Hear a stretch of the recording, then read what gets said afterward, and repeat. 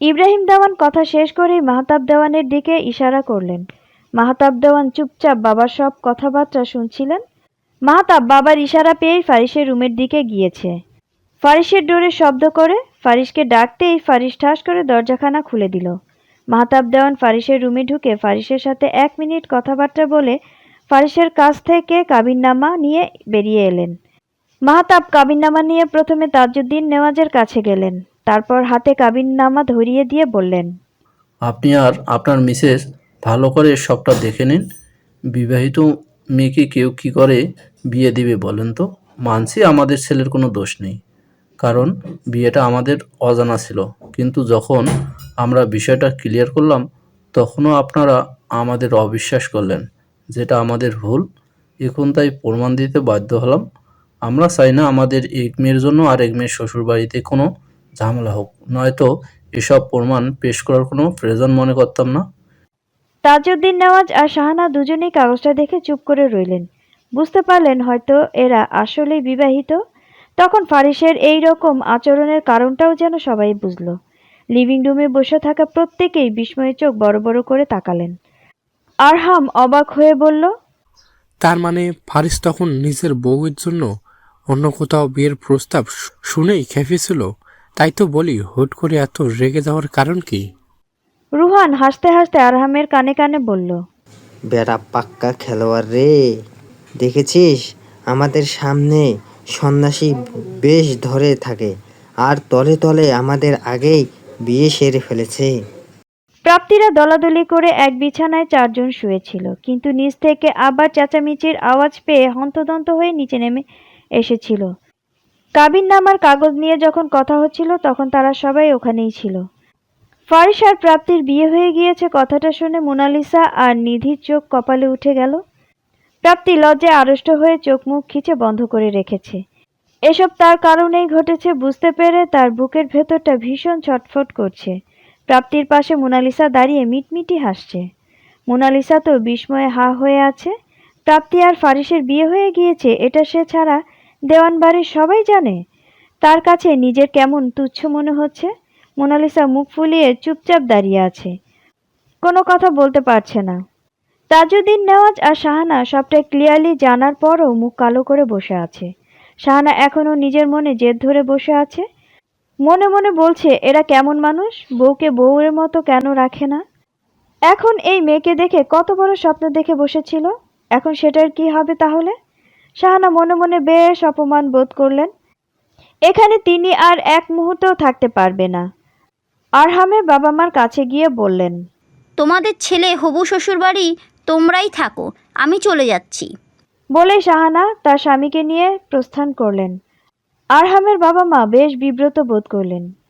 এরা তার ছেলের হবু শ্বশুর শাশুড়ি, যা ঘটেছে তাতে এ বাড়ির লোকদের কোনো দোষ নেই। তারাও দেওয়ান পরিবারের সবার কাছ থেকে বিদায় নিয়ে বেরিয়ে গেলেন। আরহামের মা চান না তার বোনের জন্য ছেলে শ্বশুরবাড়ির কেউ বিব্রত বোধ করুক। যেভাবেই হোক তিনি তার বোনকে মানানোর চেষ্টা করবেন। সাথে আরহামের বোনও গেল। রোহানের বাবা মা ভাইও চলে গিয়েছে। আরহাম আর রোহান সব কিছু হা করে দেখছিল। অবশেষে তারাও সবার কাছ থেকে বিদায় নিয়ে সবার পিছু পিছু গেল। ঘড়ির সবগুলো কাঁটা ঠক ঠক করতে করতে একটার ঘরে এসে থামল। সময় এখন রাত 1টা। দেওয়ান পরিবারে যে ঝড় উঠেছিল তা না থামায় ইব্রাহিম দেওয়ান সবাইকে ঠেলে ঠুলে ঘরে পাঠিয়েছে। রাত 12টায় আরহামের পরিবার ও আত্মীয়স্বজন চলে যাওয়ার পর দেওয়ান পরিবারে আবার ঝড় উঠেছিল। মোশাররফ দেওয়ানের চিল্লাচিল্লি করে পুরো বাড়ি মাথায় তুলেছিল। ফারিসকে ডেকে এনেও তার সাথে ঝামেলা করেছিল। ইতিমধ্যে মাহতাব দেওয়ানকে মোশাররফ দেওয়ান নিজের 2 চোখের বিষ বানিয়ে ফেলেছে। মোশাররফ দেওয়ান প্রাপ্তিকে অনেক স্নেহ করেন, তার ভালো চান, তবে ছেলের বউ হিসেবে দেখার চিন্তা কখনোই করেননি। তাছাড়া মিস্টার তাকবীর মির্জাকে তিনি কথা দিয়ে ফেলেছেন, তেজশ্রীর সাথেই তিনি তার ছেলের বিয়ে দিবেন। ফারিস তার বাবার এইরকম একঘেয়েমিতে অনেক রেগে গিয়েছে। তাকে না জানিয়ে অন্য কোথাও বিয়ে ঠিক করে রাখলে সেটার দায়ভার সে কেন নিবে। মোশাররফ দেওয়ানের কথা কাটাকাটির এক পর্যায়ে ফারিসের গালে ঠাস করে চড় বসিয়ে দিলেন। এ জীবনে প্রথমবার বাবার হাতে তাও আবার বিনা অন্যায় মার খেয়ে ফারিস প্রচণ্ড রেগে গিয়েছে। ফারিস মার খেয়ে চল শক্ত করে বাবার উদ্দেশ্যে মুখ খুলল। বিয়ে করে নিয়েছে, এখন যার ইচ্ছে মানবে, যার ইচ্ছে হবে না মানবে না, তাতে আমার কিছু যায় আসে না। আমি নিজে ওকে আমার বউ হিসেবে মেনে নিয়েছি, দ্যাটস এনাফ। বলেই ফারিস রেগে হাত মুষ্টিবদ্ধ করে বাড়ির থেকে বেরিয়ে গিয়েছে। ফারিসকে সবাই পিছু পিছু ডেকেও কারো কথা না শুনে দ্রুত পায়ে কদম ফেলে সবার চোখের আড়াল হয়ে গিয়েছে। ফারিস বের হতেই বারিশা মুখে আঁচল চেপে কান্না জুড়ে দিল। প্রাপ্তিকে মোনালিসা, আনিশা আর নিধি ঘরে দাঁড়িয়ে আছে। পারভিন বেগমের বুকে মাথা রেখে সে অনেক কাঁদছে। দেওয়ান পরিবারে এর আগে নিজেদের মধ্যে কখনোই ঝামেলা হয়নি। প্রাপ্তির নিজেকে দোষী মনে হচ্ছে সবকিছুর জন্য সেই দায়ী। আজকে এত বড় ঝড় তার জন্যই এসেছে। পারভিন দেওয়ান নিজেও মেয়েকে বুকে নিয়ে কাঁদছে। কি থেকে কি হয়ে গেল ভাবতেই মেয়েটার জন্য বুকটা ফেটে যাচ্ছে। প্রাপ্তি নিজেকে অনেক তুচ্ছ মনে হচ্ছে। তার বড় আব্বু তাকে নিজের ছেলের বউ হিসেবে চায় না। সে কি এতই তুচ্ছ? তার কারণে তার বাবাকেও মোশাররফ দেওয়ান যা নয় তাই বলে অপমান করছে। সব তার দোষ। সে কেন সেই দিন বলল না, বাবা আমি ফারিস ভাইকে বিয়ে করব না? কেন পারল না?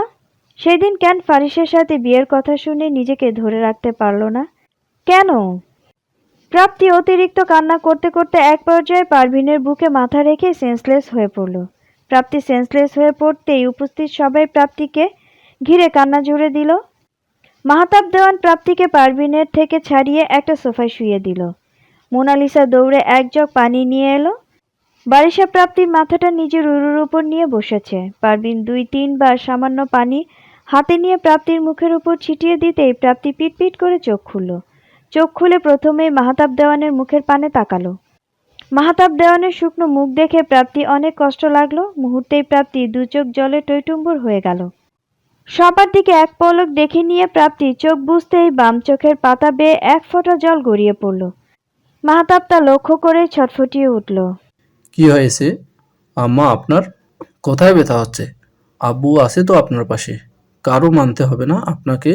আপনি সারা জীবন আমার ঘরের প্রিন্সেস হয়ে থাকবেন আম্মা। কথা দিচ্ছি কোনো আঁচ আপনার উপর আসতে দেব না। আপনার আব্বু। প্রাপ্তি তার আব্বুর আদর মাখা কথাগুলো শুনে চোখ বুজেই মাথা নাড়ালো। মাহতাব আদরে হাতে প্রাপ্তির মাথায় হাত বুলিয়ে সোজা হয়ে দাঁড়ালো।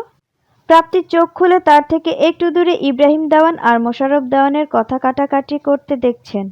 এইরকম পরিস্থিতির জন্য প্রাপ্তি আজ নিজেকেই দায়ী মনে হচ্ছে। কেন সে সেই দিন তার আব্বু আর ফারিসের কথা মেনে নিয়ে ফারিসকে বিয়ে করে ফেলল? এখন তাদের এই বিয়ের কারণে যে পুরো ফ্যামিলিটাকেই সাফার করতে হচ্ছে, এখন সেটার কি হবে? এসব ঝামেলা চলতে চলতে রাত ১টা বেজেছে। প্রাপ্তি অসুস্থ হয়ে পড়ায় সবাইকে ইব্রাহিম দেওয়ান ঠেলে ঠেলে নিজেদের ঘরে পাঠিয়েছে। ঝড় না থামলেও আপাতত স্থগিত। প্রাপ্তি পারভিন দেওয়ানের বেডরুমে পারভিনের সাথে শুয়েছে। তিনি প্রাপ্তির মাথায় হাত বুলিয়ে দিতে দিতে আঁচলে মুখ গুজে কান্না করছে। মাহতাব রুমের এই দিক থেকে ওই দিক সমানে পায়চারি করছে। সে কখনো ভাবতেই পারেনি তার ভাই তার প্রতি এইরকম আচরণ করবে। এরই মধ্যে স্ত্রীর ফ্যাস ফ্যাস কান্নার ধ্বনিতে খুব বিরক্ত হয়ে আছেন তিনি। মাহতাব আর না পেরে পারভিনকে সজোরে এক ধমক দিলেন। কি হয়েছে তোমার? এভাবে মরা কান্না জুড়েছ কেন? আমার মেয়ে কি বানের জলে ভেসে এসেছে? কেউ তাকে পুত্রবধূ হিসেবে না মানলে না মানবে, তাতে কি আমাদের মেয়ের জীবন আমি ভেসে যেতে দেব? না, কখনোই না। এখন এসব কান্নাকাটি থামাও তো। রাত এখন ২টা।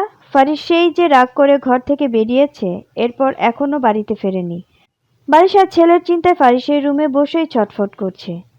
বারবার ফোনে ট্রাই করার পরও ফোন বন্ধ দেখাচ্ছে। মাহতাব রুমে পায়চারি করতে করতে ফারিসের আসার অপেক্ষা করছিল, কিন্তু এখনো ফারিসের আসার কোনো খবর নেই দেখে তিনি বেশ বিরক্ত হচ্ছেন। ঠিক সেই সময় প্রাপ্তি খুক খুক করে কেশে ঘুম থেকে সজাগ হয়ে পড়ল। মাহতাব দেওয়ানের বিচলিত হয়ে প্রাপ্তির পাশে এসে বসল। কি হয়েছে আম্মা? প্রাপ্তি কাশতে কাশতে জবাব দিল, আব্বু পানি খাবো। মাহতাব পানি নিতে গিয়ে দেখল বেড সাইডে টেবিলে রাখা ওয়াটার পটটা খালি পড়ে আছে। মাহতাব পারভিনের দিকে তাকিয়ে দেখল পারভিন একটু ঘুমিয়েছে। তাই আর তাকে বিরক্ত না করে প্রাপ্তিকে বলল, একটু অপেক্ষা করুন আম্মা, আব্বু পানি নিয়ে আসছে। কথাটা শেষ করতেই মাহতাব দ্রুত পা চালিয়ে কিচেনের থেকে পানি আনতে গেল। পানি নিয়ে নিজেদের রুমের দিকে যেতে নিলেই মোশাররফ দেওয়ানের হুট করে এসে মাহতাবের সামনে পথ আটকে দাঁড়ালেন। মাহতাব বড় ভাইয়ের দিকে শান্ত দৃষ্টিতে তাকিয়ে সাইড কেটে যেতে নিলেই ফের মোশাররফ তার পথ আটকে দাঁড়ালেন। মাহতাব ভাইয়ের দিকে শান্ত চোখে তাকিয়ে বলল, কিছু বলবেন ভাইজান? মোশাররফ দেওয়ান স্ত্রীকে খুঁজতে রুম থেকে বেরিয়েছিলেন। তখনই তিনি মাহতাব দেওয়ানকে দেখে পথ আটকে দাঁড়িয়ে পড়লেন। মাহতাবের কথায় মোশাররফ দেওয়ানের মাথা ঝাঁকালো, তারপর বিদ্রূপ করে বলল, জুতো মেরে গুরুদান করতে চাইছিস? ওই মুখে আর ভাইজান উচ্চারণ করিস না। তুই আসলে আমার প্রতি হিংসা করতি। আমার এত সম্পদ আর সেখানে তোকে গ্রামের বাড়িতে সামান্য চাষাবাদের জমি সামলাতে হয়। কটাক্ষ করে চোখ পাকিয়ে বলল, এইসব থেকে আর কী বা আয় হয়? তাই আমারটা দেখে লোভ আসতেই পারে। লোভ হয়েছে, ভালো কথা, বড় ভাইয়ের কাছে চাইতে পারতি, আমি কি তোকে ফিরিয়ে দিতাম? কিন্তু না, তোর জিহ্বা এত বড় যে নিজের পালিত মেয়েকে সম্পত্তির জন্য নিজের ভাইয়ের ছেলের পিছে লেলিয়ে দিয়েছিস। বাবা মেয়ে মিলে মিথ্যা নাটক করে আমার ছেলেটাকে ফাঁসিয়েছিস। মাহতাব দেওয়ান এতক্ষণে চুপ থাকলেও প্রাপ্তিকে নিয়ে বলা কথাগুলো আর সহ্য করতে পারল না। মাহতাব বড় ভাইয়ের দিকে অবিশ্বাস্য দৃষ্টিতে তাকিয়ে আছে। যাকে সে সব সময় সম্মান করত, সে কিনা তাকে লোভী বলে প্রতিদান দিচ্ছে। এদিন দেখতে হবে জানলে কখনোই প্রাপ্তিকে ফারিসের হাতে তুলে দিত না। মাহতাব দেওয়ান আর সহ্য করতে না পেরে দ্রুত মেয়ের কাছে ছুটে গিয়ে পানির বোতলটা দিয়ে এলো আর পারভিনকে বলে এলো দ্রুত কাপড় চোপড়ের ব্যাগ ভরে রেডি হতে। তারা এক্ষুনি কিশোরগঞ্জে ফিরে যাবে। মাহতাব কথাগুলো বলেই ফের দ্রুত পায়ে এসে ভাইয়ের সামনে দাঁড়ালো। তারপর ভাইয়ের দিকে বিদ্রূপ হেসে বলল, আপনি বড় লোক, আপনার মান মর্যাদা তাই আমার চেয়ে বেশি, তবে এই গরিবেরও যথেষ্ট আত্মমর্যাদা আছে ভাইজান। আমার মেয়ে কোনো ফেলনা না, তাই আমাকে যা বলেন না কেন আমার মেয়েকে নিয়ে একটি বাজে কথাও ভুলে উচ্চারণ করবেন না। মাহতাবের উচ্চ শব্দে বলা কথাগুলোতে দেওয়ান পরিবারের সবাই লিভিং রুমে এসে জড়ো হয়েছে। মাহতাবের কথায় সবাই দৃষ্টি নিচু করে রেখেছে। সবাই বুঝতে পারল নির্ঘাত এখানে দুই ভাইয়ের মাঝে কিছু একটা হয়েছে, নয়তো মাহতাব দেওয়ান এতটা রেগে যেত না। ইব্রাহিম দেওয়ান মাহতাব দেওয়ানকে কিছু বলতে চাইলে মাহতাব তার বাবাকে থামিয়ে দিলেন। অনেক বিচার করছেন আব্বা, আর করতে হবে না। আমার মতো লোভী আর লোভীর মেয়ে আর স্ত্রী এখানে আর এক মুহূর্ত দাঁড়াবে না। এখন আপনারা যেতে মন চাইলে আমার সাথে আসতে পারেন, নয়তো বড়লোক ছেলের বাড়িতে থাকতে পারেন। রওশন আরা ইব্রাহিম বাকরুদ্ধ হয়ে দাঁড়িয়ে রইলেন। তার ছোট ছেলেকে তারা সর্বদাই বিনয়ী, শান্ত, শিষ্ট হিসেবে দেখে এসেছে, তবে আজ যেন পুরো উল্টো এক মানুষকে তারা দেখতে পাচ্ছে। রওশন আরা মুখে আঁচল চেপে কান্না জুড়ে দিয়েছে। কি হচ্ছে এসব? তার সাজানো গোছানো পরিবারটা এরকম ঝড় কেন দিল বিধি? মাহতাবের চিৎকারে পারভিন আর প্রাপ্তি এভাবেই কাপড় চোপড় না গুছিয়ে চলে এসেছিল। মাহতাব দেওয়ান এখন অতিরিক্ত রেগে আছেন, তাই দ্রুত এক হাতে মেয়ের হাত ধরে স্ত্রীর হাত জড়িয়ে নিয়ে বেরিয়ে যেতে লাগলো। আনিশা কি করবে ভেবে না পেয়ে সেও দৌড়ে গিয়ে প্রাপ্তির একটা হাত ধরলো। প্রাপ্তি এখানে না থাকলে সে আর থেকে কি করবে তাই? মাহতাব বাবা মার দিকে তাকিয়ে বলল, যেতে চাইলে যেতে পারেন, এই গরিব ছেলের সাথে গাড়ি রেডি আছে, আমাকে নিয়ে আসেন। বারিশা আর মোনালিসা সমানে চিৎকার করে কান্না করে যাচ্ছে। অনেক চেষ্টা করেও কাউকে আটকাতে পারলো না তারা। ইব্রাহিম দেওয়ানের মনে হলো ছোট ছেলে এই মুহূর্তে অনেক রেগে আছে, তাই তার কথা মেনে নেওয়াই উচিত। তাহলে বাড়িতে গিয়ে শান্তভাবে বোঝাতে হবে। তাই তিনিও দেরি না করে এক কাপড়ে স্ত্রীকে নিয়ে বেরিয়ে গেলেন। মোশাররফ দেওয়ান পুরো দৃশ্যটা পাথরের মতো দাঁড়িয়ে পরখ করলেন। তার চোখ মুখ দেখে কোনো অনুভূতি এই মুহূর্তে আন্দাজ করা যাচ্ছে না। বারিশা কান্না মাখা চোখে মোশাররফ দেওয়ানের সামনে গিয়ে দাঁড়ালেন, তারপর বিদ্রূপ দৃষ্টিতে তাকিয়ে বলল, এবার হয়েছে আপনার শান্তি? আমার ছেলেটাও এখনো বাড়িতে ফেরেনি। ওর যদি কিছু হয় তাহলে আমি ভুলে যাব আপনি আমার স্বামী।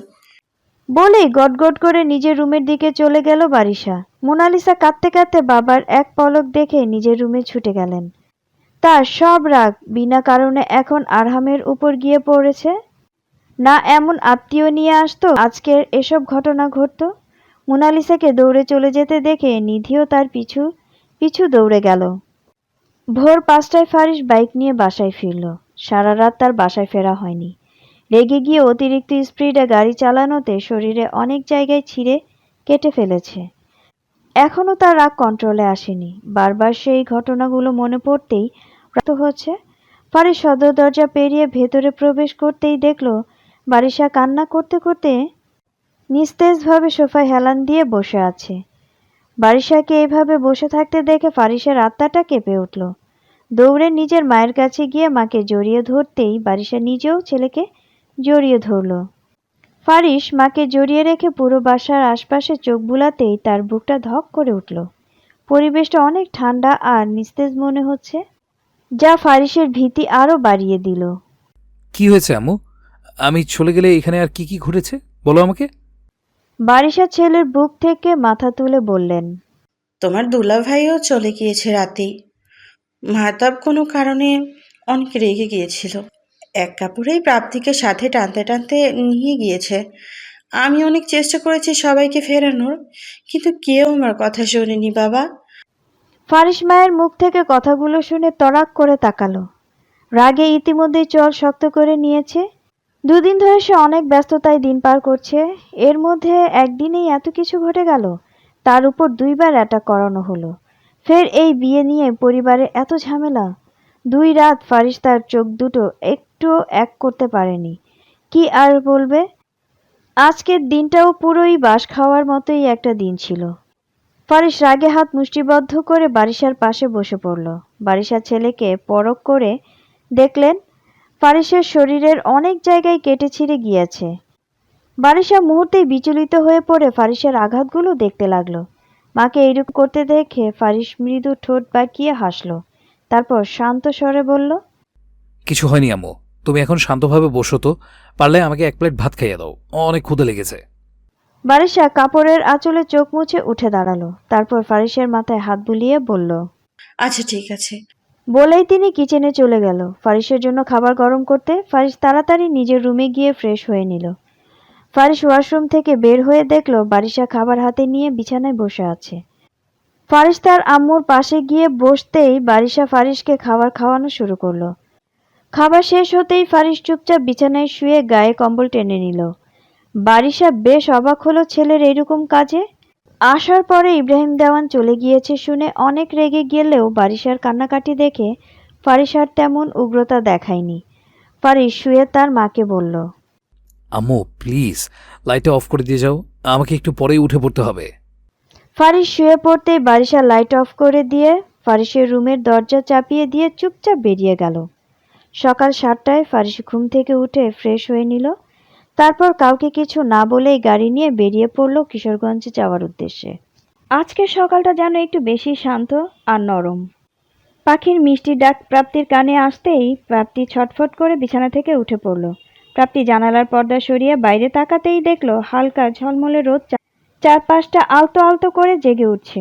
জানালা খুলে দিতেই মৃদু ঠান্ডা বাতাস এসে প্রাপ্তির নাকে মুখে বাড়ি খেল। মুহূর্তেই প্রাপ্তির বিষণ্ণ মনখানা অজানা কারণে পুলকিত হলো।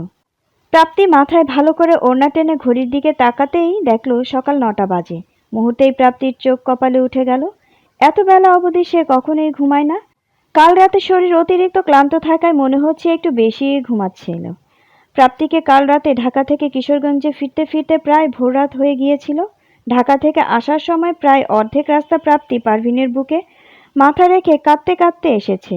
শেষের দিকে ক্লান্ত হয়ে প্রাপ্তি মায়ের বুকে ঘুমিয়ে পড়েছিল। তারপর মাহতাব দেওয়ান প্রাপ্তিকে গাড়ি থেকে নামিয়ে প্রাপ্তির রুমে শুইয়ে দিয়ে গিয়েছিল। আনিশা প্রাপ্তির রুমে প্রাপ্তির সাথেই ঘুমিয়েছিল। কিছুক্ষণ আগে ঘুম ভাঙলে সে চুপি চুপি নিজের বাড়ি গিয়েছে। প্রাপ্তির মুখটার দিকে তাকালে প্রাপ্তিকে আনিশার কাছে ভীষণ ক্লান্ত লেগেছিল। বিধায় সে প্রাপ্তিকে আর ডেকে তোলেনি।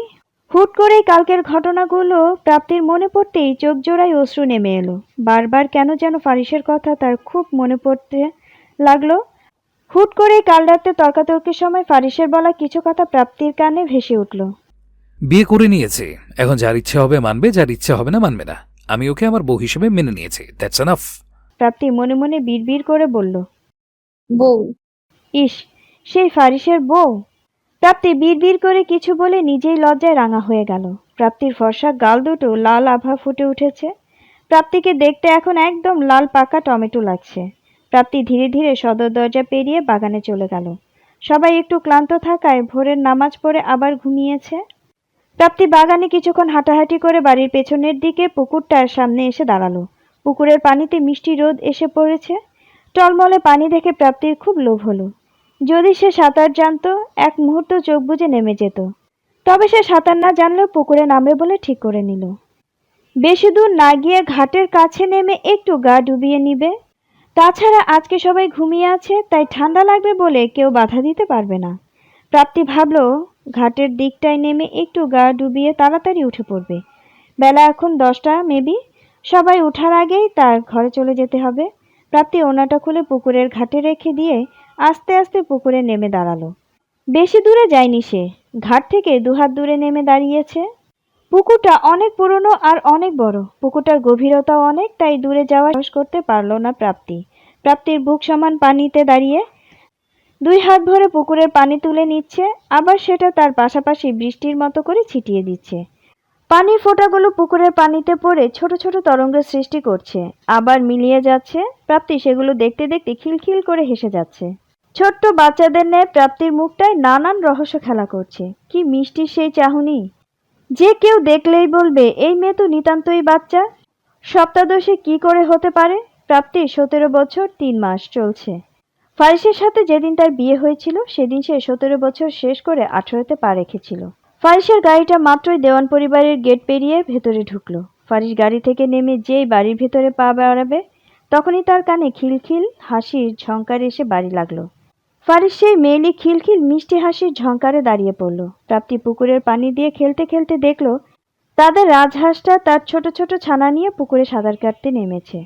রাজহাঁসটা সাঁতার কেটে ছানাগুলোকে নিয়ে প্রাপ্তির কাছাকাছি আসতেই প্রাপ্তি আলতো হাতে একটা ছানাকে কোলে তুলে নিল। প্রাপ্তি হাঁসের ছানাটার মাথায় আদুরে হাত বুলিয়ে দিয়ে বলল, তুমি এত মিষ্টি কেন? তুমিও তো সাঁতার জানো, আমি কেন পারি না? হাঁসের ছানাটা কি বুঝলো কে জানে, সেও প্রাপ্তির কথায় প্যাক প্যাক করে উঠল। প্রাপ্তি হাঁসের ছানাটার সাথে কথা বলতে বলতে একটু জোরেই হাসাহাসি করছিল, বিধায় ফারিস বাড়ির সামনে থেকেও প্রাপ্তির হাসাহাসির শব্দ টের পেল। ফারিস বাসায় আর ঢুকলো না, চুপচাপ পুকুরের দিকে আসতে লাগলো। তারপর কিছু একটা মাথায় আসতেই ফারিস হুট করে দাঁড়িয়ে পড়ল। ফারিসের মনে হচ্ছে পুকুরে প্রাপ্তির সাথে অন্য কেউ তো থাকতে পারে। তার যাওয়াটা কি ঠিক হবে? ফারিস সেখানেই দাঁড়িয়ে 1 মিনিট কান সজাগ করে বুঝতে চেষ্টা করলো প্রাপ্তির সাথে পুকুরে আরো কেউ আছে কিনা। তবে প্রাপ্তির খিলখিল হাসাহাসির শব্দে আর হাঁসের প্যাক প্যাক ধ্বনি ছাড়া আর সে কিছুই শুনতে পারল না। ফারিস কিছু একটা ভেবে নিশ্চিন্ত হলো, এ বিচ্ছু একা একাই নিশ্চয়ই পুকুরে নেমেছে। ফারিস আর 1 মুহূর্ত দেরি না করে পুকুরের দিকে এগিয়ে গেল। ফারিস যা ভেবেছিল তাই, প্রাপ্তি একা একাই পুকুরে নেমেছে আর একটা হাঁসের ছানাকে কোলে নিয়ে আদর করছে। প্রাপ্তি ফারিসের বিপরীত দিকে ফিরে থাকায় সে ফারিসকে দেখতে পায়নি। প্রাপ্তি হাঁসের ছানার সাথে অদ্ভুত অদ্ভুত বাচ্চা সুলভ কথা বলার ধরন দেখে ফারিস প্রাপ্তিকে ধমক দিতে নিয়েও কিছু বলল না। ফারিস প্রায় 5 মিনিটের মতো এক দৃষ্টিতে প্রাপ্তির দিকে তাকিয়েছিল। এত আদরে এই মেয়েটা সে চাইলেও আর রাগ করতে পারল না। প্রাপ্তি তখনও ফারিসকে দেখেনি। রাজহাঁসটা নিজের ছানাকে প্রাপ্তির কাছ থেকে নেয়ার জন্য সামনে প্যাক প্যাক করে যেন আর্জি জানাচ্ছে, আমার ছানাটাকে দিয়ে দাও মালিক। প্রাপ্তি হতাশ হয়ে নড়ে চড়ে উঠল। মা রাজহাঁসটার আর্জি যেন প্রাপ্তি বুঝতে পারল। প্রাপ্তি বাচ্চাদের মতো গাল ফুলিয়ে মা রাজহাঁসটার উদ্দেশ্যে বলল, নিজের ছানা বলে এমন করছো? আচ্ছা ঠিক আছে, এই নাও তোমার ছানা। প্রাপ্তি ছোট ছানাটার মাথায় হাত বুলিয়ে ছেড়ে দিল। প্রাপ্তির মুখটা আরেকটু ফুলিয়ে অভিমানী স্বরে বলল, একদিন আমার নিজেরও অনেকগুলো ছানা হবে, দেখে নিও। তখন আমিও তাদের সাথে সারাদিন খেলবো। ফারিস ঘাটেই দাঁড়িয়ে দাঁড়িয়ে প্রাপ্তির বাচ্চাসুলভ কথাগুলো শুনে মিটিমিটি হাসছিল। তবে প্রাপ্তির মুখ থেকে শেষের কথাগুলো শুনে ফারিসের চোখ বড় বড় হয়ে গেল। ফারিস মনে মনে কিছু একটা বিড়বিড় করে মাথা চুলকালো। তারপর ফারিস মনে মনে বলল, অনেকগুলো ছানা, ইন্টারেস্টিং তো। ছানা নিজে অন্য ছানাদের আম্মা হতে চাইছে ভেবে বেশ হাসি পাচ্ছে। ফারিস নিজের চুলগুলো ব্যাক ব্রাশ করতে করতে বিড়বিড়ালো, ছানার আম্মা হওয়া অত সোজা না বউ, আগে তোমাকে ছানার আম্মা হওয়ার পূর্ব প্রসেসিং বুঝতে হবে ওয়াইফি। ফারিস দেখল প্রাপ্তি হঠাৎ কেমন যেন চুপচাপ হয়ে গিয়েছে। ফারিস বুঝতে পারল তার বেয়াক্কেল বউ ছানার সাথে খেলতে না পারায় গাল ফুলিয়ে পুকুরের পানিতে চুপচাপ দাঁড়িয়ে আছে। প্রাপ্তি এখনো ফারিসের উপস্থিতি টের পায়নি। ফারিস একটা নিঃশ্বাস ছেড়ে নিজে গায়ের শার্টটা খুলে পুকুরের ঢালে রেখে দিল। তারপর ফারিস পুকুর ঘাটের থেকে জোরে সোরে পুকুরে ঝাঁপ দিল। ফারিস পুকুরে ঝাঁপ দিতেই প্রাপ্তি কিছুটা ফিরে পুকুরের আশেপাশে চোখ বুলালো। পানিতে কিছু পড়ার বিশাল তরঙ্গ সৃষ্টি হয়েছে বুঝতে পারল। তবে আশেপাশে কাউকে দেখতে না পেয়ে প্রাপ্তির মনে একটু ভীতি জেগে উঠল। ফারিস পুকুরে ঝাঁপ দিয়ে পুকুরের পানিতে ডুব দিয়েছিল, এজন্যই প্রাপ্তি আশেপাশে তাকিয়ে তখন ফারিসকে দেখতে পায়নি।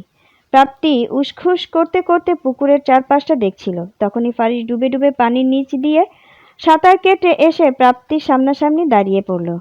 প্রাপ্তি ফারিসকে হঠাৎ পানির নিচ থেকে উঠতে দেখে ভূত ভেবে জোরে চিৎকার দিতে নিলে ফারিস এক হাতে প্রাপ্তির মুখ চেপে ধরল, অপর হাতে প্রাপ্তির বাঁকানো কোমরটা শক্ত করে চেপে ধরল। প্রাপ্তির চোখ বড় বড় করে বিস্ময়ে ফারিসের দিকে তাকালো।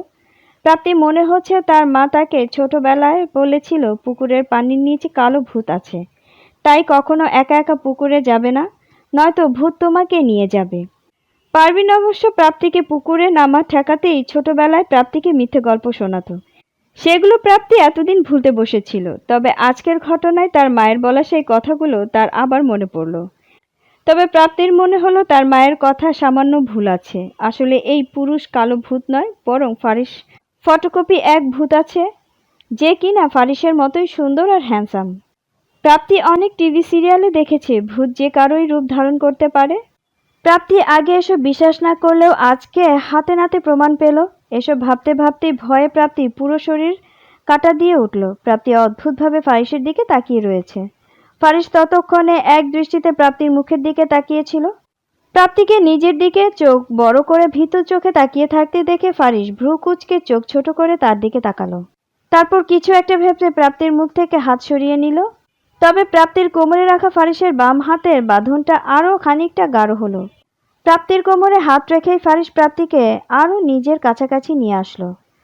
ফারিস প্রাপ্তির মুখ থেকে হাত সরাতে প্রাপ্তি চিল্লিয়ে বলতে নিল, তবে কথা শেষ করার আগেই ফারিস প্রাপ্তিকে সজোরে ধমকে উঠল। Shut up stupid.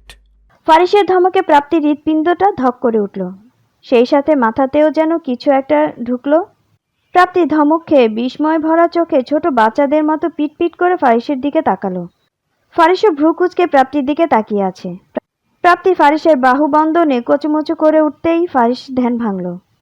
প্রাপ্তি ততক্ষণে বুঝে গিয়েছে এই মহাশয় কোনো ভূতটুত নয়, বরং উনি তার একমাত্র জামাই। তবে ফারিসকে দেখে প্রাপ্তি বিস্মিত হলো, এই ভেবে এই লোক এখানে কখন এসে পড়ল।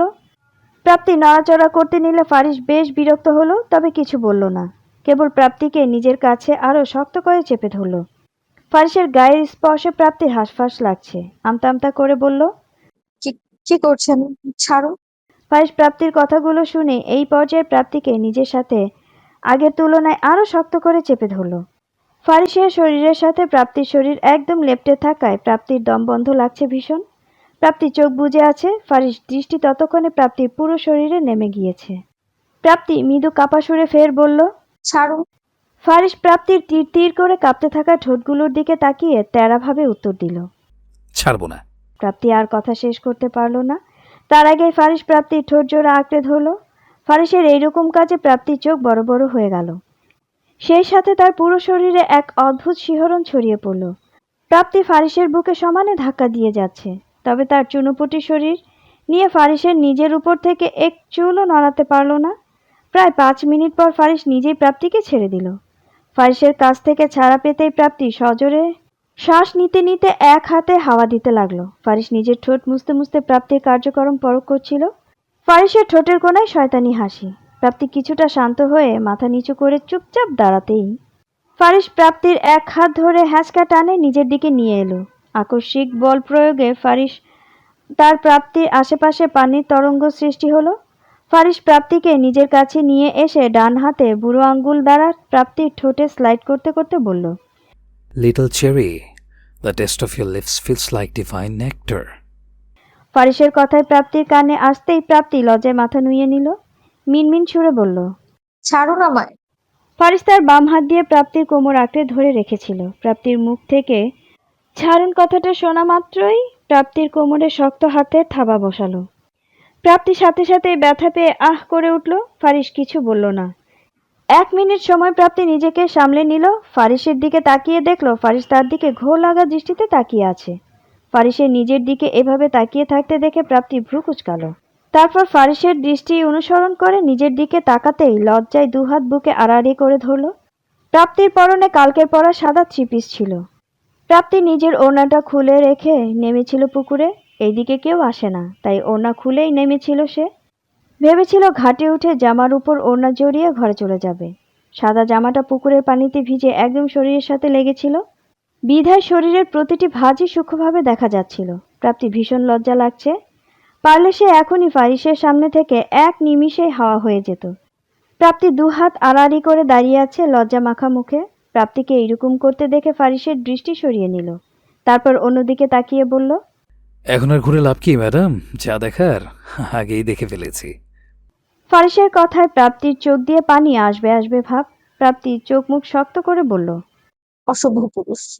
ফারিস নিজের ভেজা চুলগুলো এক হাতে পেছনে ঠেলে দিয়ে বলল, স্ত্রীর কাছে সব স্বামীরা অসভ্য বিবিজান, কারণ স্বামীরা অসভ্য হলেই স্ত্রীরা আম্মু ডাক শুনতে পারে।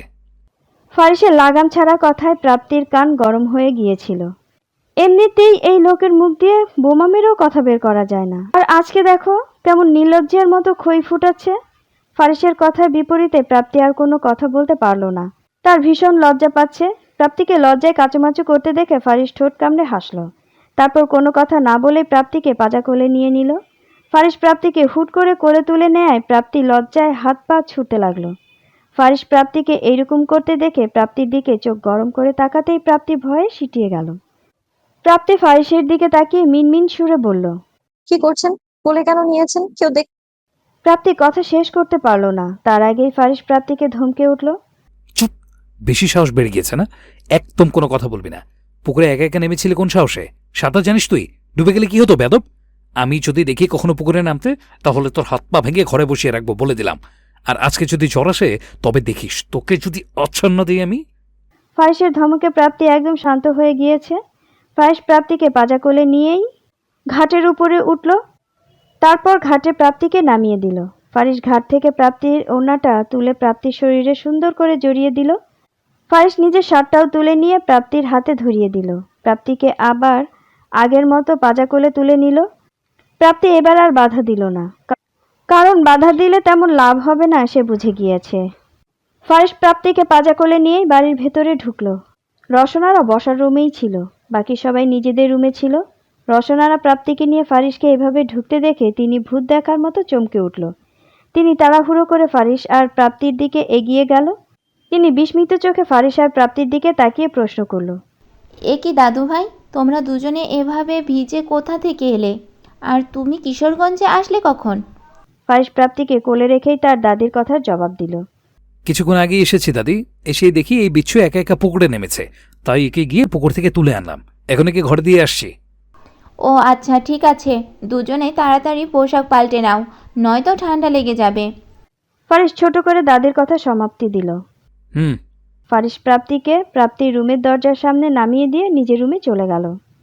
বারিশা ঘুম থেকে উঠে ছেলেকে খুঁজছে, কিন্তু কোথাও ফারিসের দেখা পেল না। তার শরীরটা একটু খারাপ লাগায় সকাল সকাল নামাজ পড়ে আবার শুয়েছিল। এখন ঘুম থেকে উঠে ছেলের রুমে গিয়ে দেখলো ছেলে নেই, রুম ফাঁকা। বারিশা মনে আছে বারিশ তাকে বলেছিল সকাল 7টায় কোথাও বের হবে। ফারিসের নাম্বারে কল করেছিল, কিন্তু ফোন বন্ধ বলছে বারবার। ফারিসের রুম গোছাতে গিয়ে সে একটু আগেই দেখলো ফারিসের মোবাইলটা ঘরের এক কোণায় খণ্ড বিখণ্ড হয়ে পড়ে আছে। গতকাল রাতে ফারিস যখন তার বাবার সাথে রাগারাগি করে ঘরে চলে এসেছিল, তখন ফারিস রাগের রেশ তার হাতে থাকা মোবাইলটা সজোরে মেঝেতে ছুঁড়ে ফেলেছিল। বিধায় ফোনখানা ভেঙে 3 খণ্ড হয়ে এখনো মেঝেতেই পড়ে আছে। বারিশা ভেবে পায় না এই রাগী বাপ ছেলেকে সে একা হাতে কিভাবে সামলাবে। কিছু হলেই এরা হাইপার হয়ে যায়, যে তখন এদের সামলানো তার পক্ষে মুশকিল হয়ে পড়ে। বারিশা লিভিং রুমে বসে বসে ছেলের চিন্তা করছিল, তখনই তার ফোনে রসনারা বেগমের কল আসে। রসনারা জানান ফারিস কিশোরগঞ্জে গিয়েছে। ফারিসের জন্য অযথা চিন্তা না করতে। বারিশা শাশুড়ির কথা শুনে স্বস্তি পেল। যাক বাবা, ছেলেটার খোঁজ পেল তো। বারিশা তার শাশুড়ির সাথে কথা শেষ করতেই মোশাররফ দেওয়ান তার ঘর থেকে বেরিয়ে লিভিং রুমে এসে বসল। মোশাররফ দেওয়ান আর চোখে একবার নিজের স্ত্রীকে দেখলেন। বারিশা কাল রাত থেকে মোশাররফ দেওয়ানের সাথে কথা বলছেন না। মোশাররফ দেওয়ান গলা ঝেড়ে বলল, এত বেলা হয়েছে, সে খেয়াল কি করো আছে? মোশাররফ দেওয়ান নিজের হাত ঘড়ি দেখে বলল, সকাল 10টা বাজে, অথচ এখনো 1 কাপ চা পর্যন্ত পেলাম না। বলি, চাটাও কি এখনো আমার চেয়ে খেতে হবে? বারিশা মোশাররফ দেওয়ানের কথায় তেমন পাত্তা দিল না। বারিশা টেবিল থেকে খবরের কাগজ উঠিয়ে চোখের সামনে ধরল, তারপর নির্লিপ্তভাবে জবাব দিল, চা ডাইনিং টেবিলের উপর বানিয়ে রাখা আছে, এখন যা ইচ্ছে হবে খাওয়ার, সে চা পেয়ালায় ঢেলে খাক বা মেয়েটকে ঢেলে দিতে বলুক। আমাকে যেন কেউ কথা না শোনায়। বারিশার কথায় মোশাররফ দেওয়ান বেশ চটে গেলেন। বারিশাকে কিছু কথা শোনানোর উদ্যোগ হতেই বারিশা সেখান থেকে উঠে চলে গেল। মোশাররফ দেওয়ান স্ত্রীর এইরকম খামখেয়ালি পানা আর নিতে পারছে না। বারিশা চলে যেতেই মোশাররফ দেওয়ান আয়ান নামে ছেলেটাকে ফোন করলো ফারিসের খোঁজ নেয়ার জন্য। আয়ান মোশাররফ দেওয়ানকে জানালো ফারিস আজ সকালে কিশোরগঞ্জে গিয়েছে। ব্যাস, আর লাগে কি? মোশাররফ দেওয়ান এর রাগের আগুনে ঘি ঢালার জন্য এই কথাই যথেষ্ট ছিল। মোশাররফ দেওয়ানের সাথে সাথে কল কেটে দিয়ে হিতাহিত জ্ঞানশূন্য হয়ে জোরে সোরে চিল্লিয়ে উঠল। মোশাররফ দেওয়ানের চিৎকারে বারিশা আর মোনালিসা ঘর থেকে বেরিয়ে এসেছে। বারিশা আসতেই ফারিসকে নিয়ে মোশাররফ দেওয়ান আর বারিশার মধ্যে কথা কাটাকাটি লেগে যায়। কথা কাটাকাটির এক পর্যায়ে বারিশা অতিষ্ঠ হয়ে বলে, আমি থাকবো না আর আপনার বাড়িতে, থাকুন আপনি একাই। কথাটা বলেই বারিশা নিজের ঘরে গিয়ে একটা ব্রিফকেসে নিজের কাপড় গুছিয়ে নিল। মোনালিসা তার মাকে বাধা দেওয়ার চেষ্টা করছে, কিন্তু কোনো লাভ হচ্ছে না। বারিশা মোনালিসাকে এরকম করতে দেখে নিজেই বলল, আমাকে আটকাস না, আমি আমার ছেলের কাছে যাচ্ছি, তুই আমার সাথে গেলে চল, নয়তো থাক তুই তোর বাপের সাথে। মোনালিসা তার মায়ের দিকে অসহায় মুখ করে বলল, মা কিসব বলছো? তুমি কিশোরগঞ্জে যাবে মানে? বাবা একা হয়ে যাবে মা। বাবার উপর দিয়ে কি যাচ্ছে সেটাও তো একটু বোঝার চেষ্টা করো। চুপ কর তুই, সর আমার সামনে থেকে। মা মা রাখবি না। বারিশা রাগে লাগেজ হাতে নিয়ে বাসা থেকে বেরোলো, গাড়িতে উঠে বসলো। তারপর বাড়ির গেটে ড্রাইভারের মিন্টুকে বলল তাকে কিশোরগঞ্জে রেখে আসতে। মোনালিসা তার বাবার কাছে এগিয়ে তার বাবাকে বলতে তার মাকে যেন আটকায়, কিন্তু বারিশা মোশাররফ আর মোনালিসা যাওয়ার পূর্বে বাসা থেকে বেরিয়ে পড়েছে। মোশাররফ দেওয়ান স্ত্রীর এইরকম কাজে আরও রেগে গিয়েছে। মোনালিসার দিকে তাকিয়ে বলল, দেখলি কেমন মহিলা, যা নিজে বলবে তাই করবে। আমার কোনো দাম আছে এই পরিবারে? মোনালিসা বাবার প্রশ্নের কোনো উত্তর দিতে পারল না। মা চলে যাওয়ায় সেও চুপচাপ মাথা নিচু করে কাঁদছে। মোশাররফ দেওয়ান শান্ত চোখে দেখলেন মেয়ের কান্না, তারপর তিনি মেয়ের মাথায় হাত বুলিয়ে দিলেন।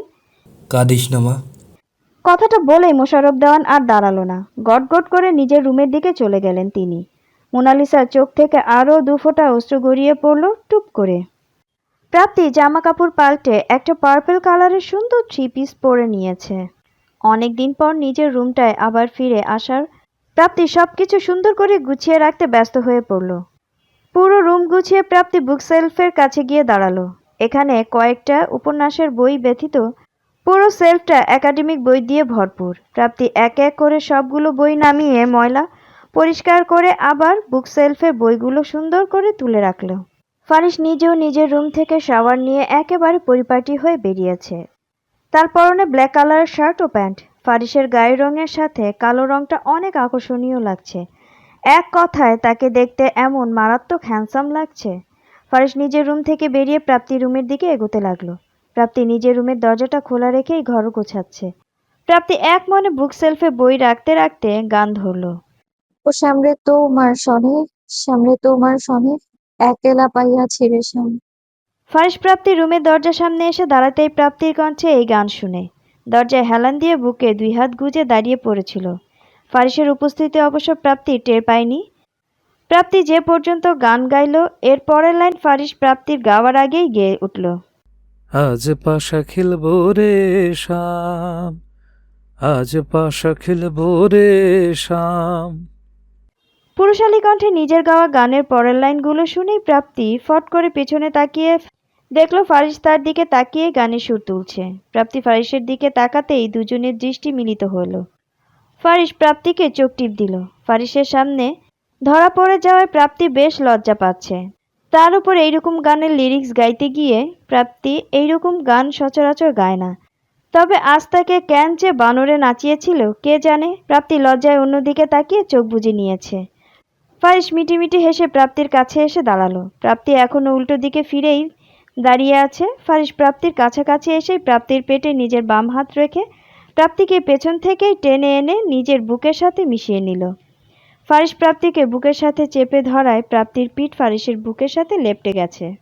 প্রাপ্তির পেটে ফারিস তার বাম হাত এখনো চেপে রেখেছে। ফারিসের এইরকম কাজে প্রাপ্তি ভীষণ হাঁসফাঁস লাগছে। প্রাপ্তি ফারিসের হাতের উপর নিজের হাতটা দিয়ে ফারিসের হাত নিজের পেট থেকে সরানোর বৃথা চেষ্টা করছে। প্রাপ্তি ব্যর্থ হয়ে মিনমিন স্বরে বলল, কি করছেন, ছাড়ো। ফারিস তবুও ছাড়ল না। ঠিক এই সময় পারভিন প্রাপ্তির রুমের দিকে আসছিল প্রাপ্তির নাম ধরে ডাকতে ডাকতে। পারভিনের ডাক দুজনের কানে পৌঁছতেই প্রাপ্তি আরো হাঁসফাঁস করতে লাগলো। প্রাপ্তি অস্বস্তি বুঝতে পেরে ফারিস নিজেই প্রাপ্তিকে ছেড়ে দিল। দু কদম পিছিয়ে গিয়ে একদম ভদ্র হয়ে দাঁড়িয়ে পড়ল। পারভিন রুমে প্রবেশ করতেই ফারিস আর প্রাপ্তিকে দাঁড়িয়ে থাকতে দেখলো। ফারিস পারভিন বেগমকে দেখেই সালাম দিল। পারভিন সালামের জবাব দিয়ে ফারিসের মাথায় হাত বুলিয়ে দিল। ফারিস মৃদু হেসে মাথা নামিয়ে সম্মতি দিল, বলল, আচ্ছা। পারভিন প্রাপ্তির দিকে তাকিয়ে বলল। পারভিন প্রাপ্তিকে ইশারা করতেই আর দাঁড়ালো না, চুপচাপ পা ফেলে নিচে চলে গিয়েছে। পারভিন চলে যেতেই প্রাপ্তি ফারিসের দিকে তাকাতেই দেখলো ফারিস আগে থেকেই তার দিকে তাকিয়ে আছে। ফারিসের সাথে দৃষ্টি মিলিত হতেই প্রাপ্তি নিজের দৃষ্টি ফিরিয়ে অন্যদিকে তাকালো। ফারিস প্রাপ্তির হুটহাট এত লজ্জা পাওয়ার কারণ খুঁজে পায় না। তাছাড়া এই পিচ্চি বউয়ের লজ্জা পাওয়ার ধরনটা তার কাছে বেশ ইন্টারেস্টিং লাগে। ফারিস মাঝে মাঝে প্রাপ্তির ছোটবেলার কথা মনে পড়ে। এই মেয়ে ছোটবেলায় কি বিচ্ছুই না ছিল। সে কিশোরগঞ্জে আসলে এই মেয়ে সারাদিন তার পিছু পিছু ঘুরত, চকলেট চাইতো, আদর করতে বলতো। ফারিসের মনে আছে সেই বিচ্ছু তো তার ল্যাপটপটাও একবার নষ্ট করে ফেলেছিল। আর এখন কেমন দূরে দূরে থাকে ভাবা যায়। ফারিসের ঠোঁটে হুট করে মৃদু শয়তানি হাসি খেলে গেল। এর অবশ্য বিশেষ কারণ আছে। ফারিসের হুট করে মনে পড়েছে সে তার বউকে ছোটবেলায় অনেকবার কোলে নিয়েছে। ইস, ভাবা যায় বউটা ছোটবেলায় তার কোলে উঠত। ফারিস নিজেই নিজেকে বাহবা দিল। হেরে ফারিস, তোর কপাল তো মারাত্মক রে ভাই। ফারিসের দিকে প্রাপ্তি এক পলক তাকাতেই কিছু একটা লক্ষ্য করে চোখ বড় বড় করে তাকালো। প্রাপ্তির মনে হলো ফারিস মিটিমিটি হাসছিল, কিন্তু ভালো করে লক্ষ্য করে দেখলো না, এই লোক মোটেও হাসছে না। প্রাপ্তি মনে মনে বিড়বিড়ালো, এই লোক কি কখনো হাসে না নাকি? ফারিস গলা ঝেড়ে প্রাপ্তিকে বলল, আয় আমার সাথে। ফারিসের কথায় প্রাপ্তিও ফারিসের পিছু পিছু পা বাড়ালো। ফারিস আর প্রাপ্তি একসাথেই ডাইনিং টেবিলের সামনে এসে উপস্থিত হলো। ডাইনিং টেবিলে বসে ইব্রাহিম দাওয়ান, মাহতাব দাওয়ান আর রসনারা কথাবার্তা বলছে। পারভিন খাওয়ার কিচেন থেকে এনে ডাইনিং টেবিলে সাজিয়ে রাখছিল। প্রাপ্তি আর ফারিসকে দেখে পারভিন ইশারা করলো বসে যেতে। ফারিস দাদা আর চাচার দিকে তাকিয়ে বসতে বসতে বলল, তোমরা গতকাল রাতে আমার বাসায় ফেরার অপেক্ষাটা অন্তত করতে পারতে। আচ্ছা যাই হোক, চাচু বাবারা কি যা বলেছে প্লিজ ভুলে যাও। আমি তোমার মেয়ের পাশে আজীবন থাকতে চাই। প্লিজ চাচু, তোমরা এর মধ্যে আর বাধা হয়ে দাঁড়িও না। আমি বাবাকে ঠিক ম্যানেজ করে নেব। এখন তোমরা ঠিক থাকলেই সব হয় আর কি। প্রাপ্তি ফারিসের কথাগুলো মনোযোগ সহকারে শুনছিল। ফারিসের এইরকম একঘেয়েমি আবদারে প্রাপ্তি বিস্মিত হয়েছে বটে। লোকটা তার সাথে আজীবন থাকতে চায়, সংসার করতে চায়, কি সুন্দর নির্দ্বিধায় সবার কাছে কবুল করে নিচ্ছে ভাবা যায়। অথচ এই লোকই একসময় প্রাপ্তির সাথে ঠিক করে কথাও বলতো না। প্রাপ্তিরও আজকাল বড্ড লোভ জাগে এই ডাক্তার সাহেবের সাথে সুন্দর একটা সংসার সাজাতে, কিন্তু তার বড় আব্বু তো মেনে নিচ্ছে না তাদের বিয়েটা। প্রাপ্তি মনে বিড়বিড়ালো,